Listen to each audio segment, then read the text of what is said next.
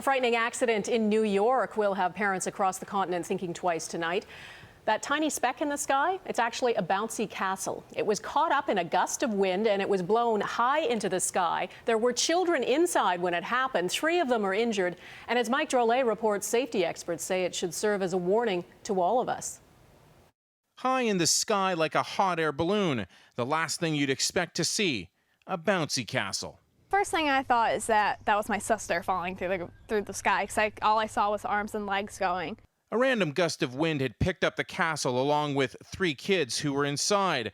A young girl fell out, but 2 boys, ages 5 and 6, were carried 50 feet into the air. It whipped like this, and then it dropped off on the first little kid in the middle of the road. Then it came the other way, like passed over my apartment, and it dropped the second one. He hit his head on the back of my car, and then he fell to the ground. One broke both his arms, the other suffered traumatic head injuries, and everyone is asking the question, how'd this happen? I actually watched the fellow that put it up, and he staked it, and he did everything correctly. All the kids were having fun until they screamed to me to come down, and I saw that. There is an assumed risk when parents let their kids onto inflatable devices. A moment of fun can turn painful in an instant. The most common injuries are the result of roughhousing. But wind gusts can prove dangerous. This massive slide cleared out a Latvian beach in seconds. Oh my God. And 13 kids were hurt when this inflatable started rolling in Long Island, New York. The journal Pediatrics found that more than 30 kids are taken to ERs every day in the U.S.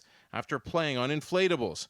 Numbers in Canada are harder to come by. Most provinces don't track bouncy castle injuries. But Alberta reports a 42% increase in ER visits in the last year alone. There are virtually unlimited types of injuries that can happen while using inflatables, says this Ryerson professor, who adds the biggest mistake people make is throwing away the instructions. Unfortunately, when people buy consumer products, they tend to feel overconfident that they can figure it out on their own, and a lot of people don't read user manuals. Every inflatable does come with a slew of warnings, including what weather to not operate in. The recommendation from experts, follow them. Mike Drolet, Global News.